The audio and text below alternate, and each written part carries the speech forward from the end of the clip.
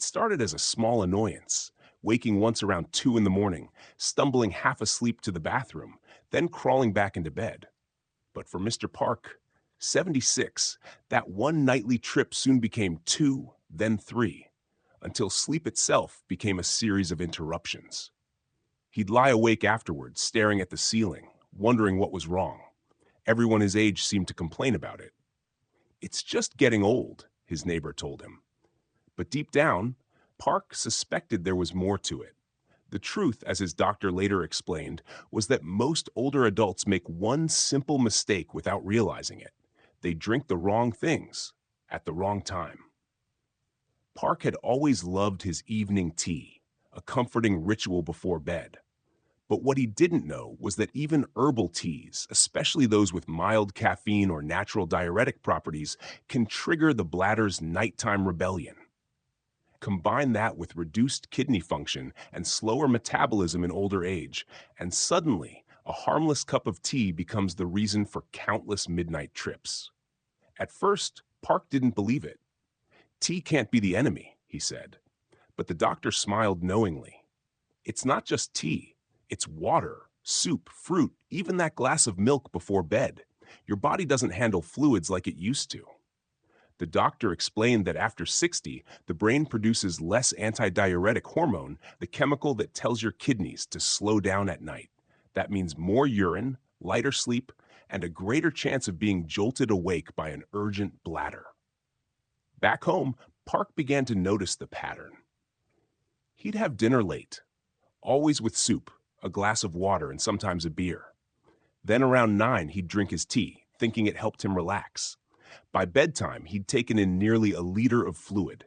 It wasn't age alone that made him wake up. It was timing, pure and simple. He decided to experiment. No drinks after 7 p.m., no soups at night, and absolutely no alcohol or caffeine. The first few nights were difficult. His throat felt dry, and he missed the comfort of that warm cup before bed. But by the end of the week, something changed. He woke up only once, then slept through the night for the first time in months. The difference was startling. His mornings felt clearer, his mood lighter, and his body less tired. Yet the problem of nighttime urination, or nocturia, wasn't only about fluids. As Park soon discovered, it was also about habits. For years, he'd taken afternoon naps that stretched too long, eaten salty dinners that made him thirsty, and skipped walking in the evenings. All these small things added up. Salt, for instance, makes the body retain fluid during the day, only for that fluid to be released once you lie down. It's why so many seniors feel fine all day, then find themselves racing to the bathroom at night. He remembered the doctor's advice. Think of your bladder like a schedule. You train it by what you do in the day.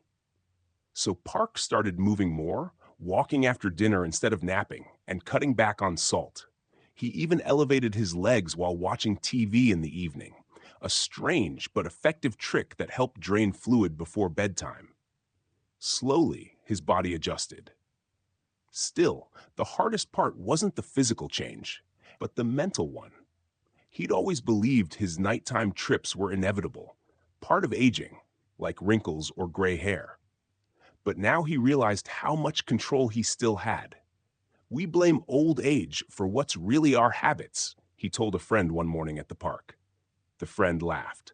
"You sound like a commercial." But when Park explained what he'd learned, the laughter faded. "Maybe that's why I'm always up at 3 a.m., the friend said quietly. Park nodded. "Try no drinks after dinner. You'll thank me."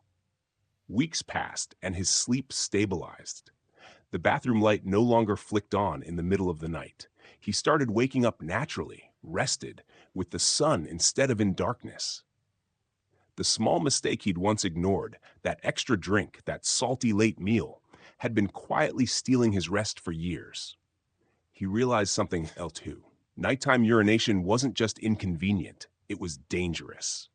Every trip in the dark carried a risk, a fall, a dizzy spell, a broken hip.